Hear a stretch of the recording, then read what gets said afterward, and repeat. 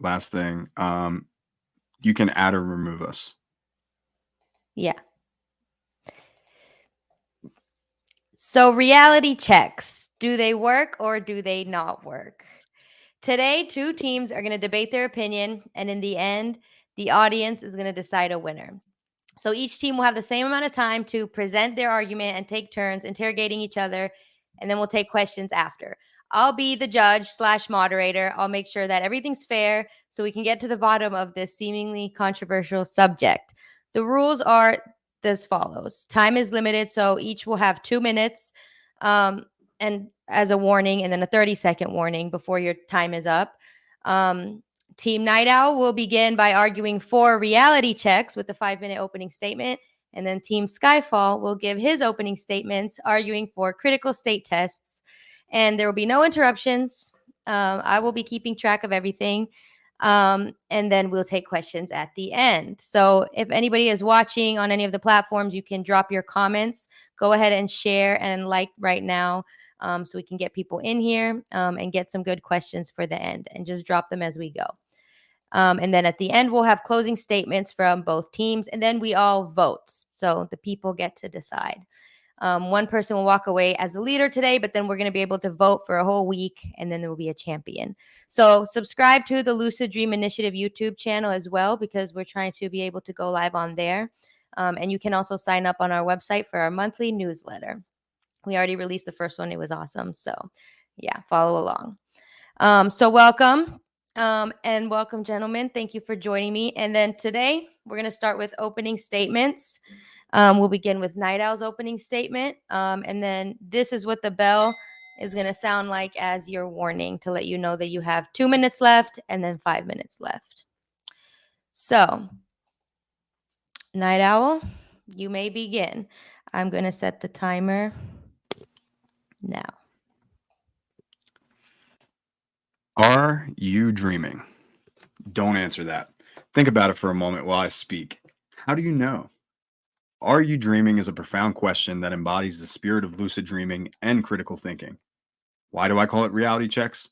Well, reality is subjective.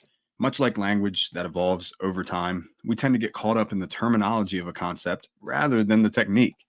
Reality checks outside of the context of lucid dreaming refer to something which shows you that the real situation is different from what you believed or hoped, according to the Britannica Dictionary. And it is no different for lucidity practice. So, do they work? Yes, if done correctly. Reality checks accomplish three things. They increase critical thinking by bringing your dreams to life. So many practices are focused on what you do in the evening just before bed or while sleeping. Ironically, Night Owl is a bit of an early bird and advocates for daytime practices just as much, if not more, than what you do at night. By questioning your surroundings, increasing mindful awareness, and imagining, am I dreaming? You can create a strong foundation for lucidity. Reality checks engage the active imagination through visualization. Rather than rushing through with it, take time to wonder, what would it be like if it were a dream? Don't take my word for it. Check, double check, and be sure of it yourself. If you don't really consider the possibilities, you are mindlessly performing a task that can actually hinder your progress. Because let's be honest, how many times do you check your phone in a day? And how many times do you dream about your phone? The difference is doing it with intention and logic. The laws of physics and waking reality will not bend to your will, but the reality you experience in the dream world will. Reality checks increase your ability to control the dream through becoming more critically aware, practicing active imagination, and trying to make something magical happen. Your beliefs will carry over into the dream state. So let me finish by saying this. Are you sure you aren't dreaming? You should be, because we are awake and we're sharing this dream we call reality right now. I am sure of it. Let me just check it. But again, I could be an NPC trying to lull you back to sleep. Find out for yourself and ground yourself in reality, because dissociation is a dangerous mentality, and I never want people to use this practice for an escape. Reality checks make you more mindful of your experiences, whether you are in waking life or the dream world. Thank you, Night Owl. That was a great opening statement. And now we will hear the opposing side's opening statement. Skyfall, you will have 5 minutes, and you may begin now. Thank you, Madam Chief Justice, Your Honor, and may it please the court. Well, we're not exactly in a court of law here today, but we are discussing and debating and arguing for our positions on critical state tests. And I specifically use the term critical state test over reality check for a few reasons. One, reality check implies that there's something about reality itself that may be different, or that reality itself is somehow changed in a way, or some different thing about reality. There is an objective waking reality that we can and do experience. There are objective laws that do follow in waking reality, and you can also say that waking reality and dreaming are still both reality in a sense. So reality itself isn't changing in the sense that you're still following laws of reality in a sense through your own mind and how your mind works. You're in a different state. A big proponent of the term critical state test, or just state test or reality test in general, is actually Dr. Stephen LaBerge, and he makes a point as to why we use the term state test or reality test rather than reality check. Because what you're really doing is examining the state that you're in, and you're actively testing it. Now, why do I use the term critical state test? Because it implies why and how you go about doing a state test. A mindless state test, as we're talking, as Night Owl was just saying, is a useless state test. If you're not actively engaged, if you're not critically aware, if you're not critically thinking and examining what you're doing, and you're just doing a mindless and autopilot action, that's not going to transfer into awareness and into lucidity. And so critical state tests can be useful. And I see a critical state test as like training wheels on a bike. And when you're just starting to ride a bike, if you go out and you're a young kid and you're riding your bike on two wheels and you're not very good at it, you're probably going to fall over, you're going to wipe out, you're not really good at balancing it. And those training wheels kind of help you get the idea. They help you kind of feel your way through it. They help you balance and learn how to balance as you're starting to ride that bike, keep you from falling over as you begin, and give you that sort of guardrail to kind of practice and hone your skill. And then once you have that skill, and once you've done that, you don't really need that supplement, that supplementary aid. You don't need it anymore because you're proficient with that skill. And the same goes with critical state tests. I'd note that they are a supplementary practice. They're not a primary or chief practice. They're not a standalone practice. They're not something that is done in absentia, because just doing those by themselves, there are actually studies, and I point to the 2021 International Lucid Dreaming Study that actually tested, mild and wake back to bed SLD, wake back to bed, combining mild and SLD. And they also combined those with critical state tests and reality tests, as the term RT is used in most scientific studies. And so they determined that reality tests didn't really have too much of an effect on the overall results, especially in the short term. They can be useful for someone who is learning to kind of get an idea of what it's like to be critical, but they're not like the primary method, and they're not something to be done by themselves. And once you get to a point where you're able to get lucid, especially frequently, you can gain confidence in your lucidity, and you don't need that confirmation measure to know that you're lucid anymore. I yield the rest of my time to the chair. Thank you, Skyfall. That was a great opening statement. This is getting very interesting. And now we are going to dive deeper into the evidence of both sides. And we will see what each of them has to say in order to explain their stance. So you will each have 5 minutes again, and then we'll take questions at the end from the opposing team and then from the audience and the viewers. So, Night Owl, you may begin your 5 minutes now. Thank you, Your Honor. Let me just take a page out of my opponent's playbook here and say that I really appreciate you just taking the time to facilitate this conversation. It really goes a long way to making sure that we fight fair here today. And thank you to Skyfall for being here as well, and anybody else who's watching. But I really want to get into some evidence now. And this is where the anecdotal reports end, right? So I'm going to share 5 reasons that back up reality checks and their effectiveness. So let me summarize the 5 things. Okay, so first and foremost, there is a very high awareness and familiarity with the concept of reality checks, or if you want to call them critical state tests, critical questions. They embody the same essence for me personally. So I'm going to say most people know about reality checks. And even outside of the context of lucid dreaming, what are reality checks? They essentially make you take a step back and challenge your assumptions, right? So the second point is versatility and adaptability. Then I wanted to talk about empirical support and their efficacy and how that ties into mindfulness and lucid dreaming. Finally, grounding and avoiding dissociation. Those are my 5 main points for backing up reality checks and their effectiveness. So let's dive into it. High awareness and familiarity. Stumbry's meta-analysis reveals that reality checks are the most commonly known technique among individuals practicing lucid dreaming. This indicates a high level of awareness and familiarity with the concept of reality checks within the lucid dreaming community. The widespread recognition of reality checks suggests that they are widely regarded as a fundamental and accessible practice for inducing lucid dreams. I'm arguing that most people just aren't doing them correctly. Number 2, versatility and adaptability. Reality checks offer a versatile and adaptable approach to lucid dreaming induction. Unlike other techniques that may require specific conditions or circumstances, reality checks can be performed at any time in any situation. This flexibility allows individuals to incorporate reality checks seamlessly into their daily routines, increasing the likelihood of success and inducing lucid dreams.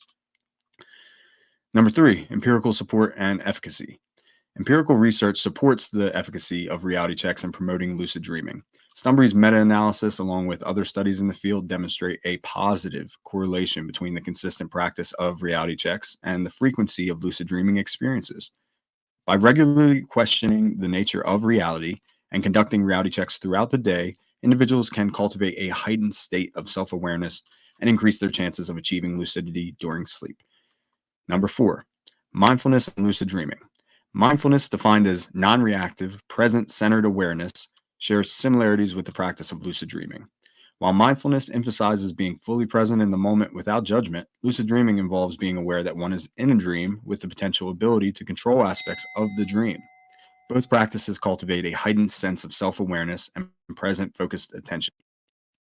Incorporating mindfulness practices such as reality checks into daily routines can enhance lucid dreaming induction by promoting greater mindfulness and self-awareness during sleep. And lastly, number 5, grounding and avoiding dissociation. Grounding techniques such as the 5 things you can see, 4 things you can touch method are commonly used to reduce anxiety and prevent dissociation. Similarly, incorporating reality checks into daily routines serves as a form of grounding in the context of lucid dreaming. By regularly questioning the nature of reality and engaging in reality checks, individuals maintain a connection to their waking experiences and avoid dangerous dissociation during lucid dreaming and waking life. This grounding effect enhances the safety and psychological well-being of individuals practicing lucid dreaming, ensuring a balanced and healthy approach to exploring the dream world. In conclusion, reality checks emerge as a fundamental technique for inducing lucid dreams, supported by empirical evidence and recognized for their versatility and adaptability. When combined with mindfulness practices and grounded in reality, reality checks promote greater self-awareness and present-focused attention, increasing the likelihood of achieving lucidity during sleep while minimizing the risk of dissociation and promoting psychological well-being. Thank you. I yield the rest of my time. Thank you you have 30 seconds left, so that was good timing. Okay, sounds great. That was some great evidence presented by Night Owl's team. And now we will hear from Skyfall. You will have 5 minutes to present your argument. You may begin now. So basically, reality tests or critical state tests in this case, there is actual evidence that demonstrates a lack of effectiveness when particularly compared to other techniques. Now, I don't argue that they should never be done in a sense, but my main point in this case is that one, they should not be a standalone method, so be done by themselves in absentia, so done without any other techniques or as a standalone method. And two, that they're not actually required for lucidity. And so there is some good evidence to back this, that you don't actually need state tests to do this. Now, there's an international lucid dreaming study in, let me see if I got the year here, 2020 International Lucid Dreaming Study that actually studied reality tests, mild somatic conduction of lucid dreams, senses-initiated lucid dream, SSILD, and combinations of them. And so In the journal discussion, when they've broken down the statistics, here's what the author had to say about reality tests or state tests. No significant correlations were observed between number of reality tests performed each day and lucid dreaming incidents. This replicates the lack of significant correlations in the reality tests only and the reality test plus wake back to bed plus mild groups of the NALDIS, which I believe is National Australian Lucid Dreaming Induction Study, and the lack of correlation reported by Conkley and Burke 2019. There was no significant difference in lucid dreaming rate between the mild plus wake back to bed groups that did and did not perform reality tests during the day. These findings are consistent with the, again, National Australian Lucid Dream Induction Study and studies by LaBerge in 1988 and Tate's 2011, in which reality test was ineffective. It remains possible that reality tests are effective over longer periods of time, as found for 3 weeks in studies by Purcell et al. 1986 and Purcell 1988, and 8 weeks in a study by Schlaggies 1992. These participants claimed that performing RT was burdensome and difficult to remember. This may reduce motivation and compliance with more effective techniques when practiced in combination. Lucid dream induction studies should avoid daytime RT unless this technique, so daytime reality testing, unless this technique is of specific interest. The present author believes that reality tests is still a valuable technique. Okay, so it can be useful. However, it's not necessary. It's not actually required. And it's something that can actually be detrimental. And there are some examples. And so I can give some personal examples. Relying on reality tests or state tests during dreams can actually lead to questioning lucidity after you already know that you're dreaming. And I experienced this early on in my career, constantly questioning even though you already know and not being confident in your own lucidity. And recognizing a dream sign, this is something Dr. Kristen Lamarca points out with her discussion on reality tests. If you can recognize dream signs, you can realize that you're dreaming, but then you go to perform a state test because you think you have to use state tests to perform state tests to get lucid, and you get a failing state test result, and you therefore do not become lucid. State tests can fail. They can be useful for beginners, but they are not a standalone practice, and they are not something that is necessary or something that has to be done. They're just something that can be done. And I yield the rest of my time. Thank you very much, Skyfall. You had some very important points there. So now I will quickly, we will go into questions. But first, I will quickly give a short summary of some of the main points here, and then you will each be able to ask each other questions. So we had Skyfalls presented his information, which you all just heard, and there was a lot of good points there. He also provided some evidence to show that reality checks haven't always been proven to be effective in those studies. However, he did say that one thing that I wrote down that I noticed that stood out to me was the number of reality checks was not correlated with an increase in lucid dreaming. And they have been known for many people to be burdensome and difficult. And there is a lot of mindset schemas involved in making you think that you need them to lucid dream, which is not true. They don't need to be a standalone method. Oops, that was the timer. So one of his main points were that it is not designed to be a standalone method, although it can help. Night Owl take his argument a little bit further to show how important and helpful reality checks can be when done correctly. And I should say critical state test, because that was a big thing in Skyfall's argument, was that that term is important to use. And Night Owl also shared studies in which they were proven to be effective. So we have balancing sides here. And we will now allow time for questions. So we can begin with Skyfall. Do you have any questions for Night Owl? I do. And so in your lucid dreaming practice, have you ever had an instance where a state test has failed on you in a dream after you were already questioning? And have you ever, have you worked and trained yourself at all in determining that, you being able to recognize a dream sign without the need of doing a state test? Have you found yourself over time being able to recognize dream signs, or have you continued to rely on state tests even though you are getting lucid or recognizing dream signs? Yes, I have. So I will say reality checks are a cornerstone of my current practice, even after experiencing hundreds of lucid dreams. I don't have the exact number because my practice has been on and off for so much time. But I will say that I continue to perform them for all the reasons I mentioned before. In my experience, reality checks, um, they can be demotivating if you get complacent.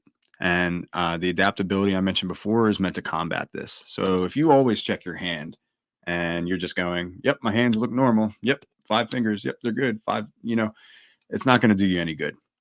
One time when I was dreaming, I actually checked my hands because that's my favorite test. And I actually felt my hands raising to my face, and I had no arms, let alone hands or fingers. And it really kind of frightened me to become disembodied. It took me a moment to settle down and to relax back into the moment. But let me just say that you do not need reality checks to realize that you're dreaming.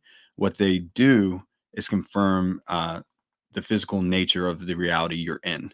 I heard you mention earlier that critical state tests are meant to determine a difference in reality because waking life or the dream world, which reality are you in? But really, how do you define reality, right? It's all subjective.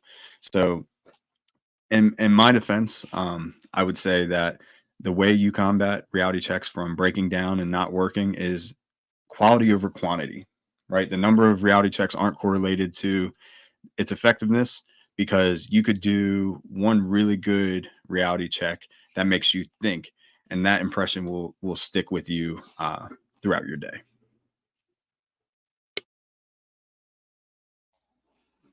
Okay, great. Thank you for the answer. Skyfall, do you have any other questions at this time? Oh, let me see.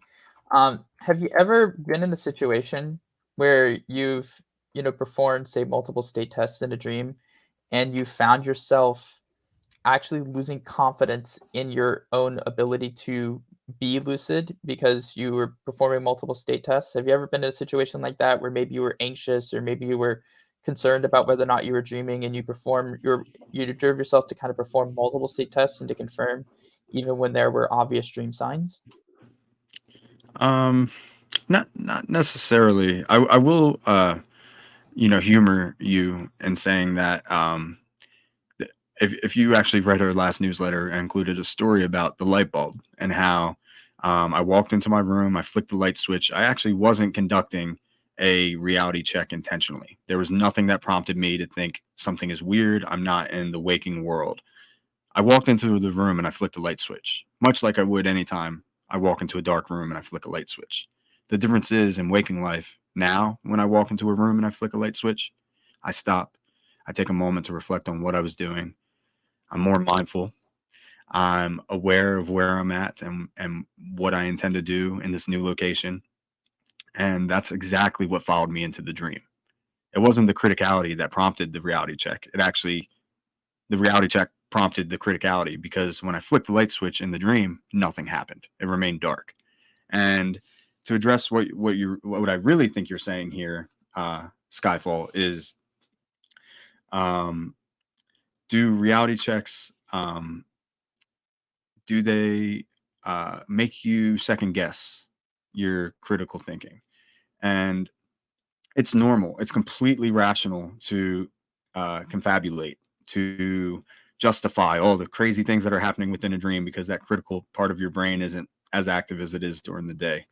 But in this case, it actually connected my experience to waking reality. I thought to myself, because of all the practice I was putting in during the day, wow, why didn't that light turn on? I just changed this light bulb. It should have worked.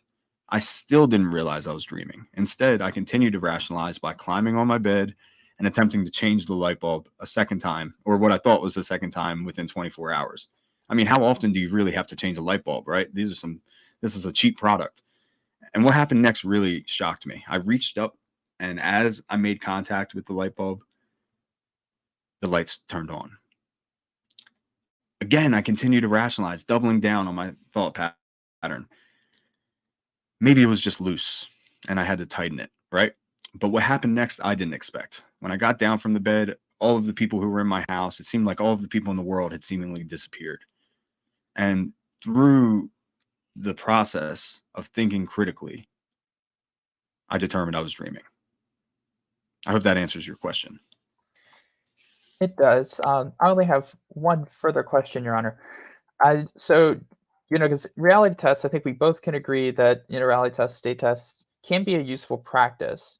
But do you think that they are a standalone practice and that people should be practicing them without doing any induction methods, which is a common thing that is seen on YouTube and in other places, where people are just recommending people to do journaling and state testing without any other practices? Is that something that you yourself advise?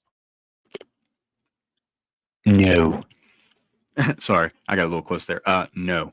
And I wish in the context of this debate, I could just say yes, right? But really, the best technique is combining techniques, customizing your practice, exploring other people's experiences, and experimenting with what works for you. But let's just, let's put that disclaimer out there, and then I'm going to argue against what I just said. You can keep a dream journal and do reality checks and achieve lucidity. I know because I've done it. If we're going to cite an anecdotal report, I'm not going to mention anybody else except myself. And what I've found online, because I see this every day, do reality checks, keep a dream journal, stay consistent. You can do it. It doesn't speak to the nature of the technique, right? If reality checks aren't a technique in and of themselves, what is the process or the method for conducting one properly? We haven't talked about that at all. And I really would like to, when it's my turn for questioning, I'm gonna give you some extra time to think in my response here. I want you to think about, how do you properly conduct a reality check? Because I don't think many people know. Let me pull up my my little cheat sheet here. From the Stumbry's meta-analysis that I mentioned earlier, the most commonly known technique in this study, with it looks like 1,400 people, specifically said that they knew of reality checks or critical questions. And that combined percentage of the total participants was roughly 90%. 90% of the participants knew about reality checks or critical questions. That's astonishing to me. And I'd be very interested to know how critical state tests were defined in the context of this study, and the recommended practice involved. Me personally, I'll tell you right now, when I do a reality check, I not only practice mindfulness and critical thinking, but I'm actually actively engaging with my imagination. I'm envisioning what this would be like if I were dreaming. And that's why I advocate for grounding and safety more than anything, because so many people use this as a way to escape reality, when truly it should be a way to determine which reality you are in. And then you can, continue with the best course of action.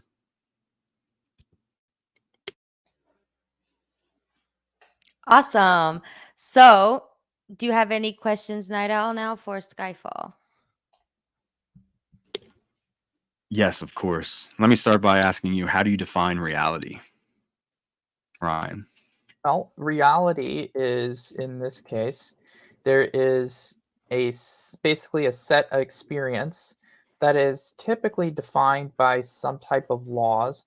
In this case, while we're awake, it's the laws of physics, nature, biology, science, kind of the laws of how the universe works. While we're asleep, we're still kind of defined by those laws. It's just we're inside our own brain, we don't have access to external data, but biology and chemistry still govern us, and so that still influences what we kind of see as reality. And so there's the personal experience component combined with the objective nature of actual things that do exist apart from ourselves, and so all of that is part of reality. Wonderful. Just to expound on that idea, the objective nature that connects our reality, right? That's what we're referring to. I would Mhm. argue that there is an objective. There are objective elements to lucid dreaming. For example, I define lucid dreaming on a scale with three elements. There's clarity, which sort of determines the vividness of a dream. There's consciousness, which is a scale of your lucidity or awareness. And then there's control, which is your ability to manipulate your environment. And obviously, those three C's are going to be different whether you're awake or you're asleep. However, it is fair to say that you can control a dream, right? Lucidity is not inherently control, but it is possible to manipulate your dream, correct? It is possible if it is possible to do that. In fact, you do technically control your dreams, consciously or unconsciously based on basically how you're responding or acting or reacting in various situations and how you're perceiving a situation. You are actively controlling your dreams. I will say, as when you talked about how do you actually perform a state test, to do it properly, it involves being aware of what you're experiencing, being aware of what you're doing, examining your environment for any potential dream signs, critically questioning whether or not you're actually dreaming, and then possibly performing some type of test, either a physical test or a mental test, to examine and try to answer that question, which is either a yes, you are dreaming, or no, I don't think I am, because any state test can actually fail. Now, getting into what you were talking about with popularity, because I do want to respond to that, because you actually talked about that for a good bit, or a little bit. In just because something is popular doesn't mean that it's the most effective or extremely effective. It just means that it's something that has been popularized. And in fact, the term reality check is a good example of that, because it was the term that was misquoted and basically kind of misrepresented and made popular in that way. And so it doesn't mean it's correct because it is popular. So I just wanted to note that as well. But for people, I've come across a lot of examples of people who have practiced just state testing and journaling, and then they're wondering months down the road, sometimes years down the road, why am I not lucid dreaming? I'm doing state tests, and I'm doing, reality checks, or, state tests and journaling, but I'm not getting lucid. And that's kind of like almost the bare minimum in a sense of terms of practice, because it is kind of like that training wheel, that supplementary practice, but it has been demonstrated to, not be as effective just by itself. And so it does help to actually have a routine and to do it as part of a routine and not just by itself. Okay, I have one last question, if that's okay, Judge. Mhm. Okay, great. So I do want to talk a little bit about the evidence that you cited earlier in your opening statement. You mentioned Aspie's study, which goes into analysis of multiple techniques and determines reality checks to be ineffective as a standalone method. So I'd like to ask you if you're familiar with Aspie's sampling method, how they determined who would participate in their study, as well as their experience with lucid dreaming. Right. Well, let me go dig that up, because they did have some parameters in here. Got to dig that PDF up again. It's about a Take your 20-page, time. Yep, it's about a okay. I was just going to 20-page document. elaborate a little bit on this So, idea. So if you're so ready, by all means, go ahead. So they had 300, 190 participants who completed the final sample. They started with 843. They ended with 190. This was an online study, so they were doing questionnaires online. They were trying to include as many people as possible. Actually, hold on. Final sample had 190 males. Hold on. It was 355 completed week 2, so 355 total. 190 females, 162 males. That's how it broke down. All right. So they give some age statistics. All right. So 54% reported prior experience with lucid dream induction techniques. Only 6%, only 6 people out of 355, 1.7% have participated in prior lucid dreaming research. participants reported mean 1.1 lucid dreams in the month prior to commencing the study. So it looks like they were seeking out people who had some experience to try to test effectiveness of techniques. So they weren't going for pure beginners. They wanted to see how quickly they could get people to gain lucidity. So it seems they broadcasted it to social media, Facebook, social media, email lists, other internet sources. Let's see.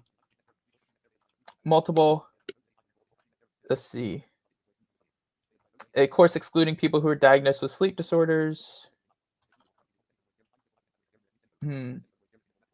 Highly stressful trauma. So they had various suffer from persistent insomnia. So they have various disqualifying factors, and of course minors. All right. Anyway, so they had logbooks, materials, questionnaire, instructions for techniques.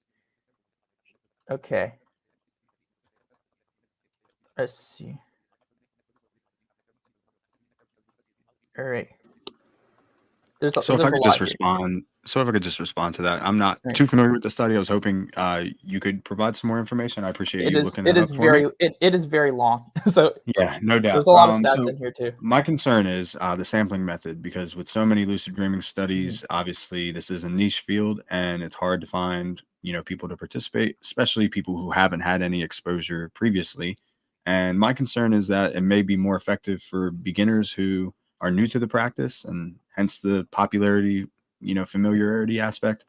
And also as you get deeper into your practice, to be able to distinguish whether you're awake or asleep, because I find that dissociation is a very dangerous mentality, and want to clearly advocate for that as a tool to ground yourself in the present moment. Before my time completely runs out, I want to push back a little bit on that, because the point of being able to attain lucidity is to actually be able to determine that difference between waking and dreaming, and to have a stronger connection. And in fact, as you get deeper into your practice, that's when you should be using state tests less, because you're able to recognize dream signs more readily and more easily, and you're able to know just by the context of what you experienced that you are dreaming without actually having to check. As long as you are kind of maintaining that level of practice, you don't actually need state tests at that point when you are getting deeper into your practice. This is different from people who actually do have dissociative symptoms and dissociative issues. That is a whole separate category. But talking about the average person normal, I would say normal average person with straightforward, without mental health concerns, that it is when you're gaining lucid and you're attaining lucidity, you're recognizing dream signs, you're going to be able to tell more easily when you're in a dream versus when you're awake, and have less reality confusion as a result of that. Well, this is where the debate over terminology extends far beyond just this one concept, because dream signs for me are not just things that make you realize you're dreaming. They're actually recurring themes and patterns that are specific to you. And so while, it's worth maybe debating another time, for me, my high-level lucid dreams are extremely mundane and lifelike. So the experiences feel very real in the moment, and they look real. They sound real. They taste real. State taste. Excuse me. But the point is, the language does matter so that we can ensure we're talking about the same thing. And to summarize my last question, I fear that Aspie's study may have had an inherent bias in his sampling method. Perhaps he recruited, people who were familiar with his work, and there was some sort of observer bias. But more importantly, their experience level matters. If these are people who only practice lucid dreaming and have done so for any substantial amount of time, then they may inherently be biased against reality checks. And furthermore, you mentioned 1% of them had attained lucidity in the last month, which is not consistent with the current research, which shows 20% of general population. You're misquoting. I said 1% of them had. The mean was 1.1 lucid dreams in the month over the whole study. That was the mean. And the 1% was people who had participated in prior lucid dreaming research. Gotcha. So you're misquoting those stats. Gotcha. Okay. Thank you for clarifying that. Because according to current research, it's closer to 20% of people can attain lucidity within a month. Obviously, dream research is hard to come by, and there's plenty to be done in this field still. So I am all about, surveys and self-reporting, but clearly they have their own inherent bias. So that's the last thing I'll say about that. Yeah, I could say the same thing about the one that you're talking about too, and just about the popularity of something maybe having an innate bias as well. So just as a response, but yeah. Anyway, this has been fun. I've enjoyed this. It's been awesome. I've got some people from Europe who are staying up late on bless them. Green, you're awesome by the way. Staying up late to watch this. You guys rule. That's awesome. Thank you all for the questions.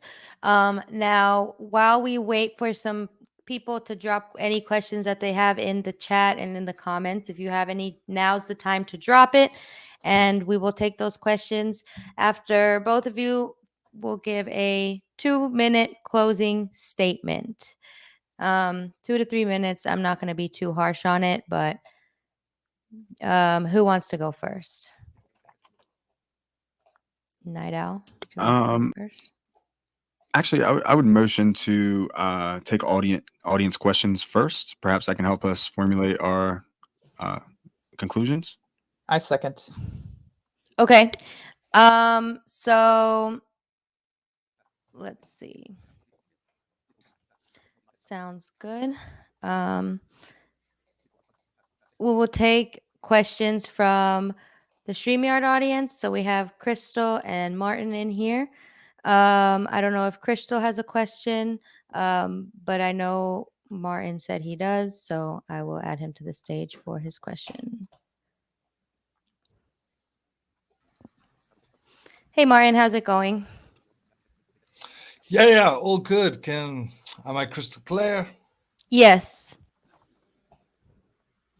Yes. Oh, cool. So I just wonder, what are your perspectives on traditional compared to Western methods? Because in cultures like they have been doing practices like the ancient Toltecs, the ancient Tibetans, the ancient Xhosa shamans for ages, and just Western science caught up in 1975. So, I mean, a lot of the urban culture around lucid dreaming is very new compared with these ancient kind of techniques that have been tried and tested over time. So, what are your perspectives on that?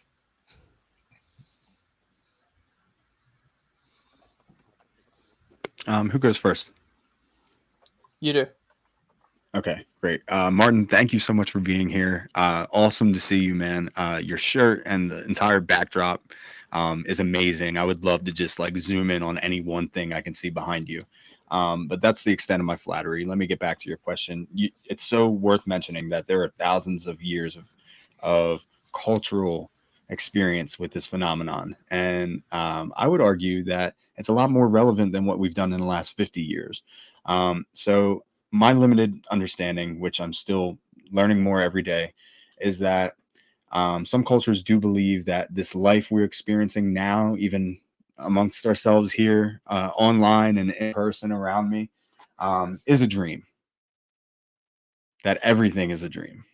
That when we close our eyes and fall asleep, we're still experiencing a dream without the limits of physical reality. And so I do find a lot of value and merit in that belief because it challenges your assumptions. It makes you more playful in the way you interact with people around you and your environment, because you realize everything is a projection of yourself personally. You can find yourself in the other, and ultimately we are one. So that's the best way I know how to answer that. Right. Awesome. Thank you. Skyfall, do you have an answer as I well? will say you were getting a bit Hegelian there at the end. I'm not sure if you're familiar with Hegel, but we had to discuss Hegel in a class that I'm taking at school, and that's part of it, like the self and recognizing the other as part of the self in that sentence. That's Hegelian philosophy, by the way. Not sure if you're familiar with Hegel or not, but I will say that there are values in those traditions, and I do think science is catching up. I do think we are learning more and more as we catch up and as we get to know more. And my whole idea and understanding of science is that the more we learn, the more questions we have, and it's almost an infinite cycle of knowledge begetting questions, begetting knowledge, begetting questions. And so I think we're going to just discover more levels of complexity and understanding as we gain more knowledge. So I love the way that things are going forward. I do like to have kind of verifiable understanding. That's the Western in me. But I do think that we are, learning more about the brain. We are learning more about how all this stuff works, which is a lot of fun. Now, real quick, I just wanted to note that Green on my channel, guy from Europe, is asking a question. Outside of this debate, what are your opinions on reality checks or critical state tests?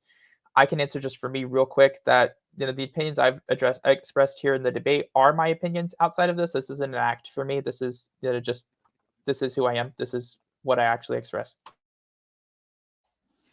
Awesome. Yeah, same with me. I like the quote that if you're playing a role, you'll forget your lines. And to reference Martin's question one more time and tie it back into modern science, Jungian psychology believes in archetypes, right? That there is a collective consciousness and a collective unconsciousness that would affect both our waking life and the dream world.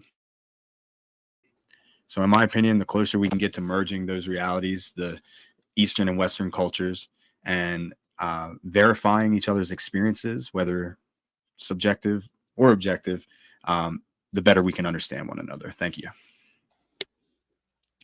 Thank you for answering. Yeah, totally.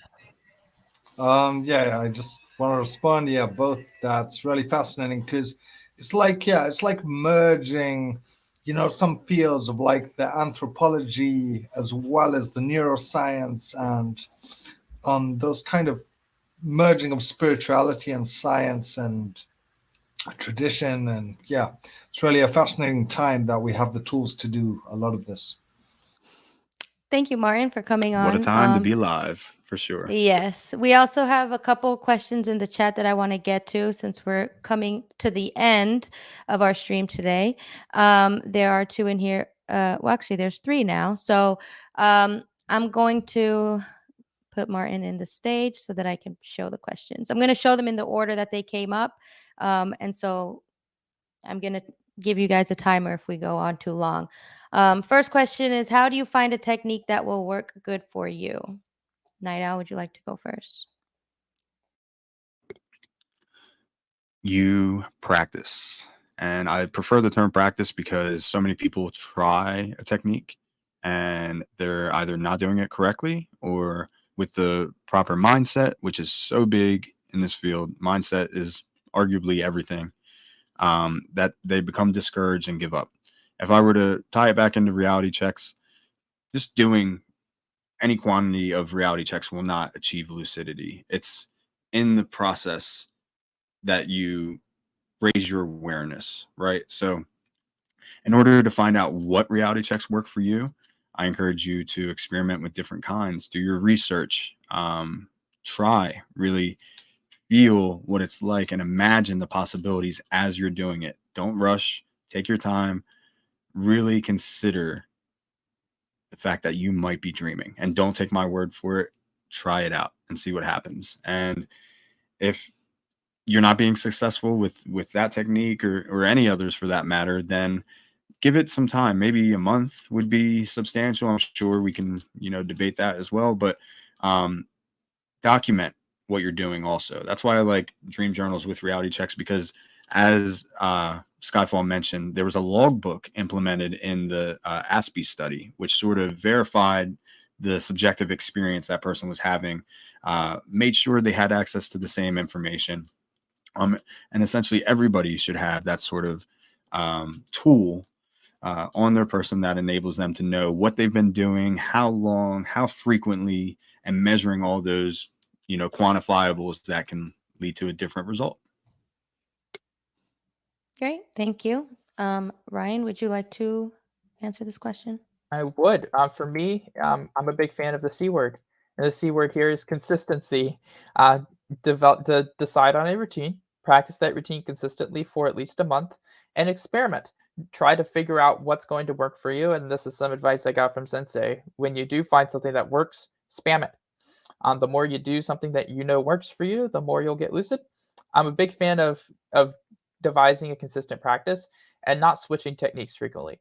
This is skill training. It would be like if you were to try to practice 7 different sports a week instead of devoting all your time and energy to practicing one.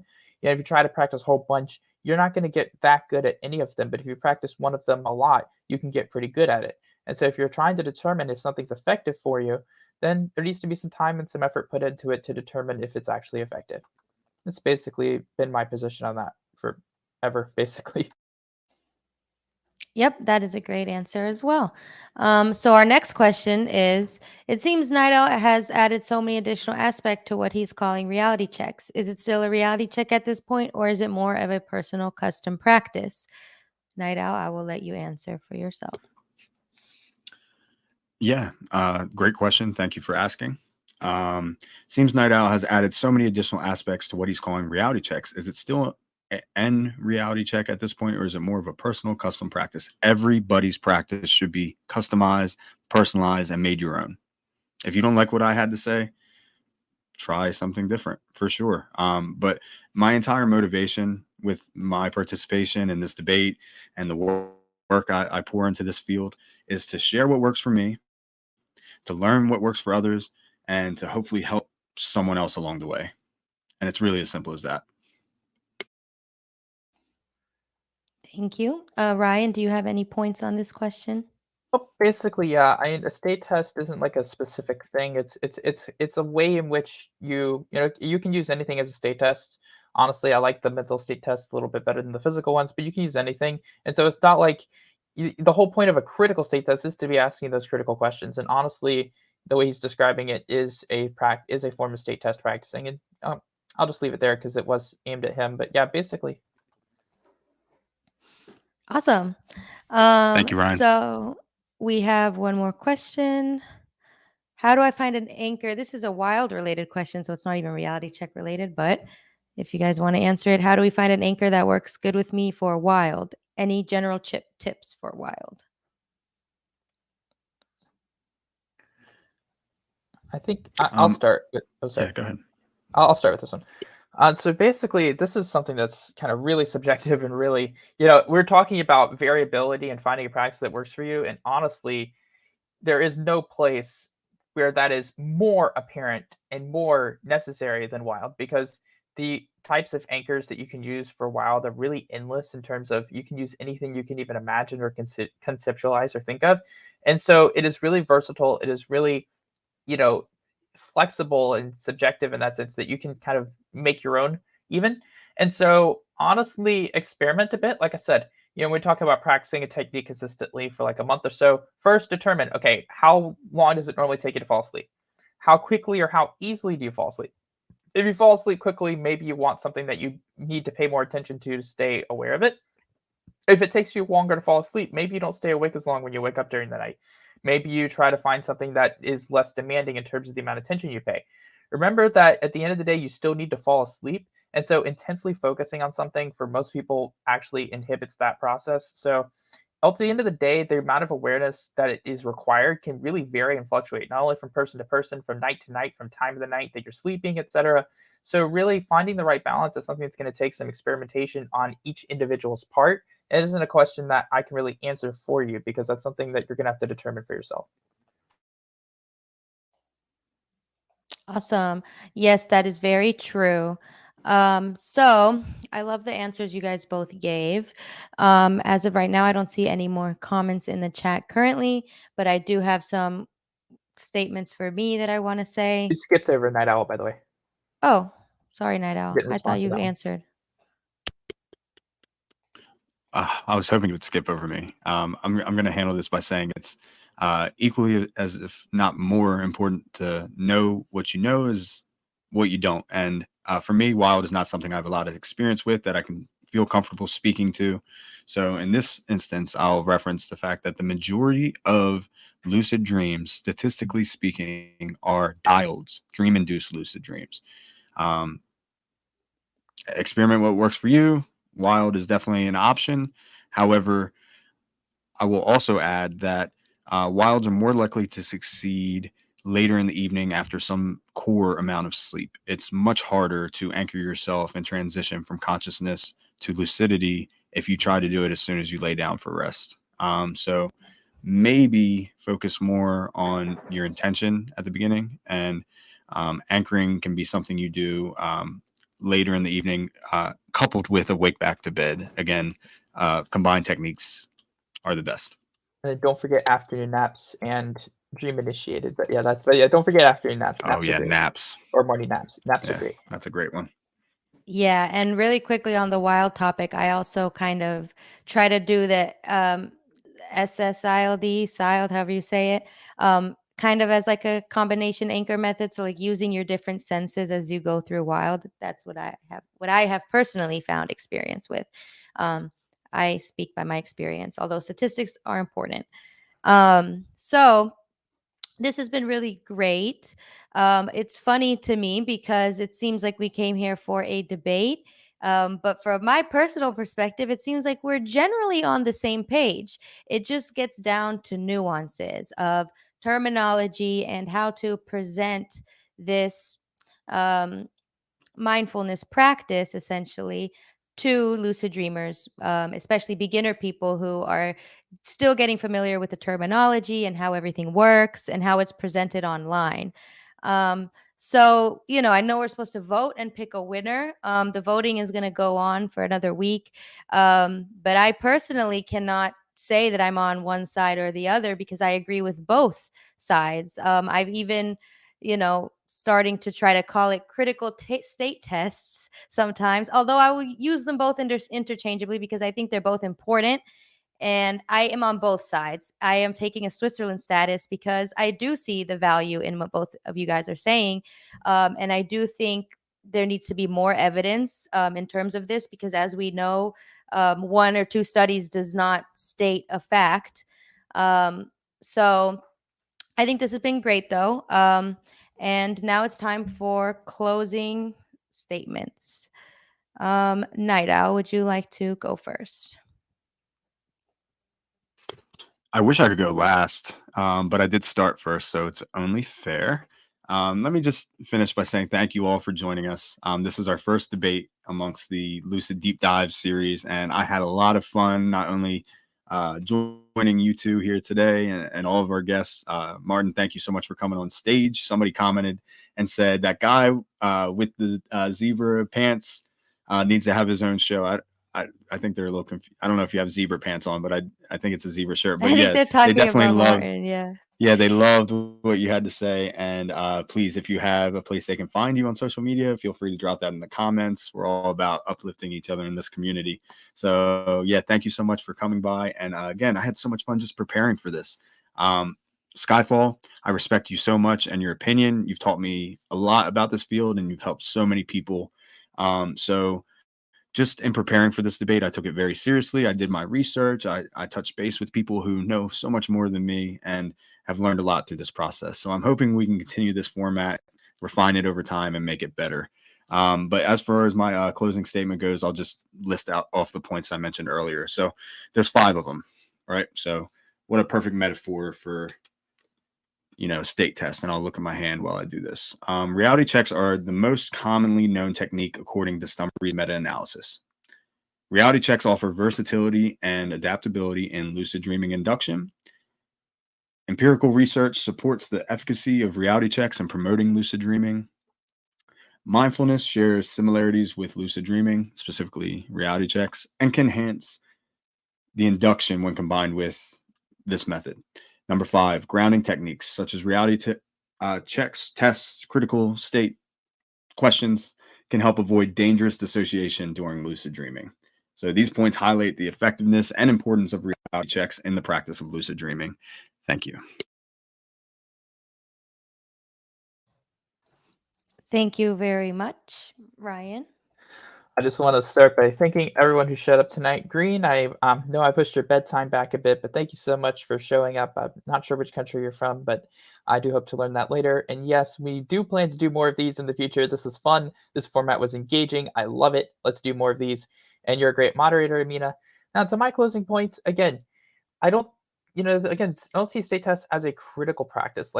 Yes, they're a critical practice in how you do them, but they're not a critical practice in terms like you have to do them or that they are necessary. And so they're one of those things that they can be helpful. There is some good that can come of using them. And then I've also seen the other side of when you overuse them and what that could do, because I've seen what it did to me and what it's done to my own practice. And it's why I really haven't used state tests at all for, basically the most part of over the past 3 years, is because I've seen what they've done, what they did to my practice, and how that kind of slowed me down because I was over confirming and I was losing confidence.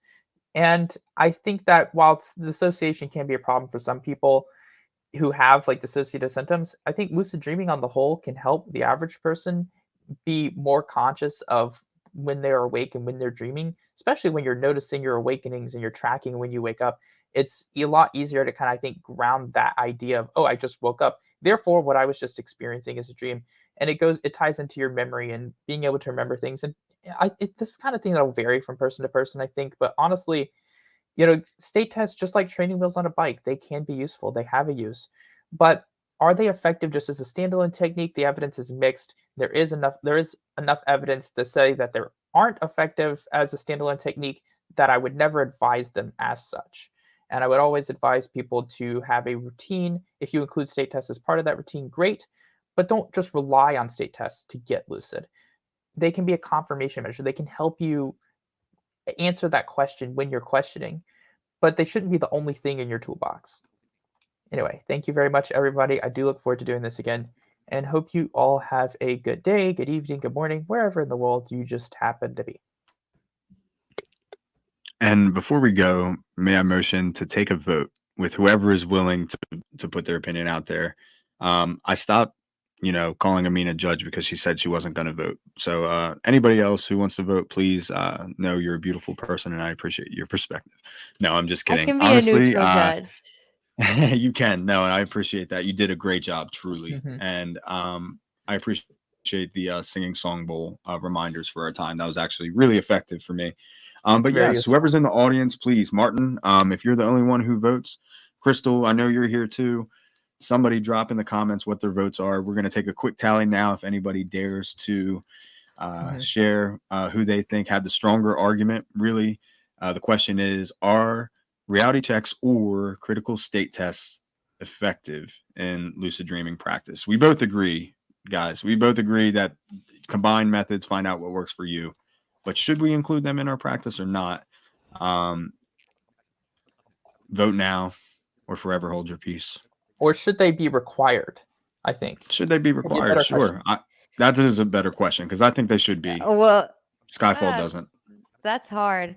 That's hard. Then that, like, if we're voting on that, like, all of these give me different answers because I wouldn't even say that it should be required for everything as a blanket statement because everybody's so different and I stand by that. So that's a hard one. Are they required or not? I guess we'll see what the people say. I personally still am having a hard time voting because I don't think it's the reality check itself or the state test itself, but it's that mindfulness practice behind it. And there's many different ways to incorporate that mindfulness practice into your day. So that being said, keep putting your votes in the comments and be sure to follow us, the Lucid Dream Initiative. We have our own YouTube channel that we're trying to grow, and you can also check out our website. We have a newsletter coming out, so check it out. Yep, and if you guys go to the Lucid Dreaming Initiative YouTube channel, you can check out the website there as well. Definitely recommend doing that. And getting onto our newsletter, we have it coming out in the end of February on the 29th. And so definitely please come check it out. Awesome. Thank you. Great. So since a lot of people are like me in between and cannot vote for a specific side, I guess that concludes our debate today. And we will also be doing more Lucid Deep Dives with different debate topics. And as Crystal mentioned in our private chat, we'll have different things regarding lucidity and what that means. So stay tuned for our next one. Thank you very much. Thank you. Goodbye, everybody.